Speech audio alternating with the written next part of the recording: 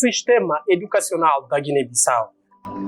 A educação é um fenômeno social, cultural, histórico, filosófico e político, presente em todas as sociedades e organização humana. A forma como ela vai ser transmitida para formar as pessoas varia culturalmente. Todo fenômeno educacional, tanto no seu aspecto informal, assim como formal, procura cumprir três principais funções, a saber, comunicacional, coletivo e da sobrevivência. A sobrevivência não está intrinsecamente ligada às questões econômicas e materiais. Todavia, envolve questões artísticas, religiosas e cultural. De modo geral, esses são elementos que permitem manter a reprodução da vida dos grupos e das organizações sociais.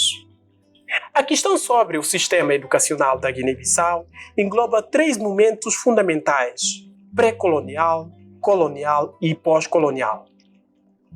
Ainda, o pós-colonial pode ser dividido em dois momentos, de 1973 até golpe de 1980. De golpe de 1980 aos dias atuais, contando com o Programa de Ajustamento Estrutural PAE, ainda na década de 1980. Antes da invasão europeia ao continente africano, os povos que habitavam naquela região da costa de África, concretamente a região do Senegâmbia, tinham e continuam a ter as suas culturas e forma de ser e de agir no mundo baseada nas suas cosmoperspectivas, vinda de um conjunto de valores e crenças que lhes levam a agir de um ou de outro jeito.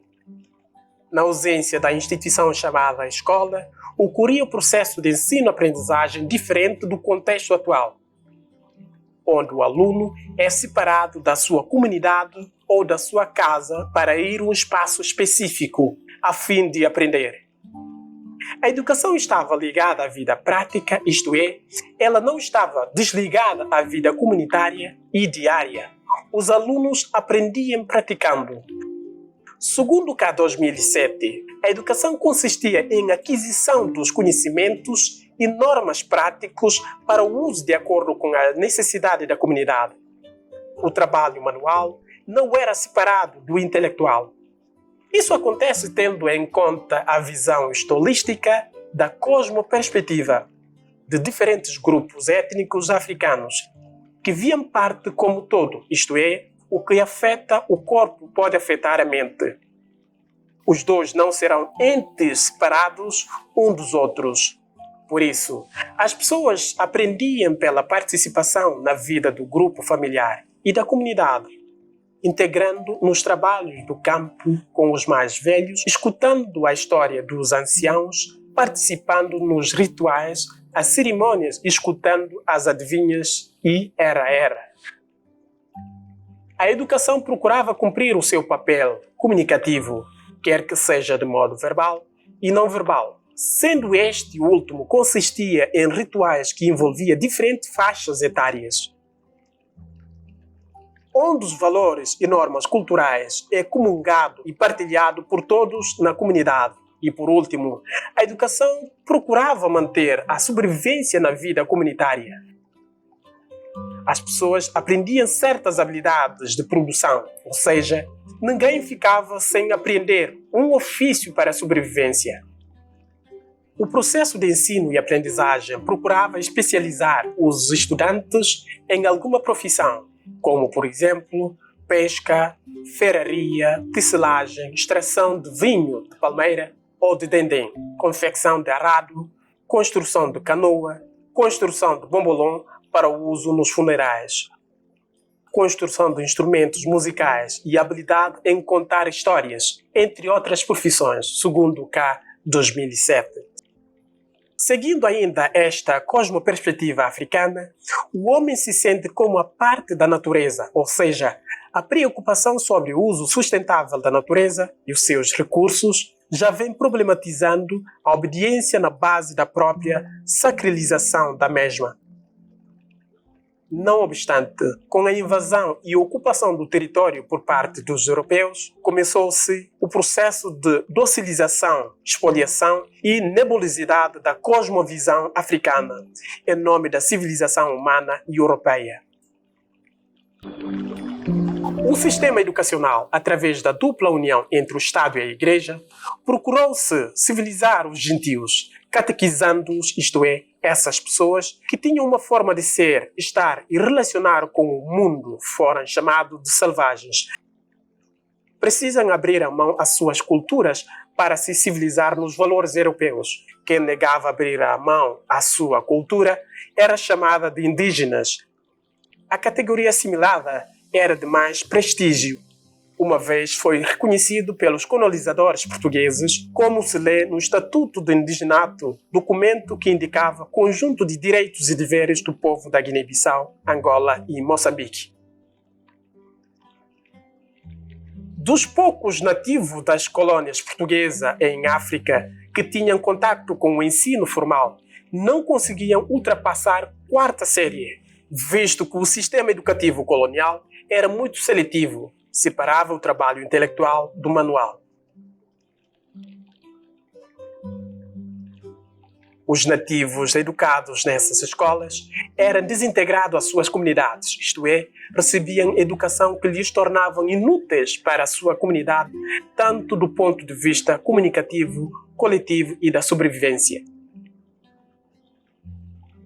Sendo uma educação maniqueísta assentada na dicotomização dos valores ocidentais e dos povos nativos, o propósito da educação colonial consistia em dar um pouco de conhecimento aos africanos, a fim de colaborarem com a manutenção do status quo dos colonizadores portugueses.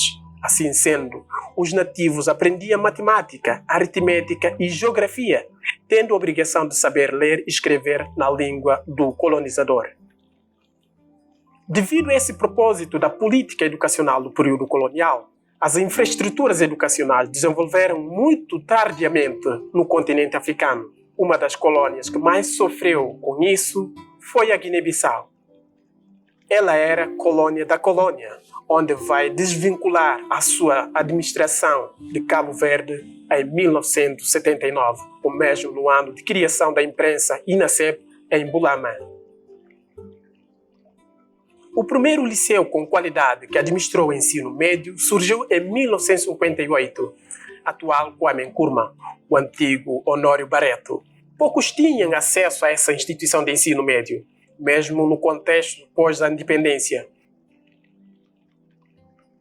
A primeira universidade pública do país, Universidade Amílcar Cabral, UAC, foi fundada em 1999, antecedido pelo Instituto Nacional de Estudos e Pesquisa, INEP, que foi fundado em 1984. Ambas instituições públicas únicas do país funcionam nas condições precárias até aos dias atuais. A organização educacional implementada pelo Estado guineense desde a luta de libertação nacional, começando pelas zonas libertadas até ao golpe de 1980, encabeçada pelo Partido Africano para a Independência da Guiné e Cabo Verde, PAICC, visa três aspectos fundamentais: transformação da então estrutura implementada pelo colonialismo português, unidade entre a educação e o trabalho produtivo, ou seja, agregar o trabalho manual do intelectual. Combater o analfabetismo que assolava uma franja significativa da população guineense, em torno de 90%, segundo o CA 2007. Junto deste último objetivo mencionado, no âmbito político, o Estado guineense priorizava o setor educativo, de saúde e da agricultura, com vista a combater analfabetismo, doença e fome. Apesar desta iniciativa do Estado em atribuir ao povo guineense o protagonismo da história negada pela colonização e da reafricanização do espírito, a língua guineense foi deixada de lado. A configuração política e linguística que temos hoje foi decidida pelo pai da nacionalidade da Guiné-Bissau e Cabo Verde, Amílcar Lopes Cabral.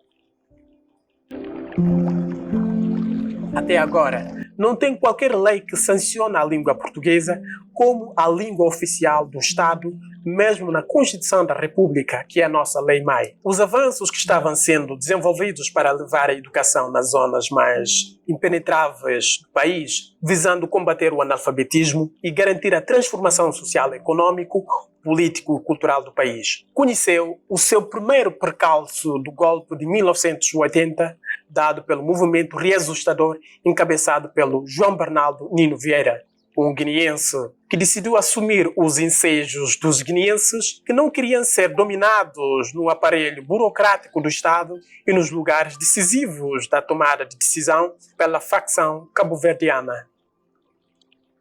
Após o golpe de 80, o trabalho que estava sendo desenvolvido até então não teve a sua continuidade com o movimento reajustador, tendo em conta a má gerência do país e hipossuficiência econômica do Estado. O setor educativo deixou de receber as suas devidas atenções que estavam tendo em termos de orçamento e planejamento da gestão educacional por todo o país e de modo geral. Isso levou à centralização da educação da capital Bissau, tendo o Liceu Kwame Nkrumah como o único liceu qualificado para os alunos finalizarem o segundo ciclo de ensino médio até 1994, com abertura democrática. Para piorar a situação, aconteceu a implementação da política neoliberal e de livre mercado de 1986, contando com o Programa de Ajustamento Estrutural, PAE, condicionado pelo Banco Mundial, BM, e Fundo Monetário Internacional, FMI, dois condicionamentos que levaram ao descasso do sistema educacional guineense, segundo o CA 2007. Com a implementação do PAE, o Estado guineense passa a não compromissar com o ensino aos seus cidadãos, deixando-lhes a sua própria sorte, sobretudo no interior do país. A implementação do PAE, que é a perspectiva neoliberal da educação, trouxe grandes mudanças no sistema educativo guineense. Com o PAE, a perspectiva de formação dos professores passa a ser para atender às demandas do mercado. Houve proliferação das escolas privadas, sobretudo escolas de banco e quirintins. Não obstante, não havia preocupação na elaboração de materiais didáticos e formação dos professores, com visa a garantir a educação de qualidade e, concomitantemente, o processo da reconstrução nacional, atendendo às demandas econômicas, sociais, culturais e políticas do país.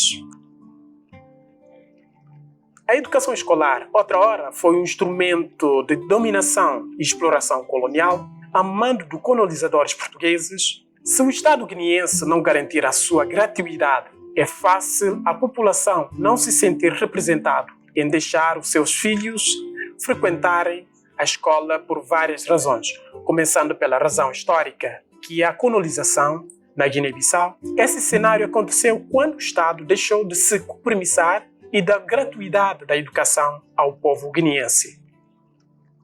Muitos países que se presenciaram a era colonial viam a educação como elemento de menor relevância, ora por não passarem por ensino escolar, ora educação num passado recente.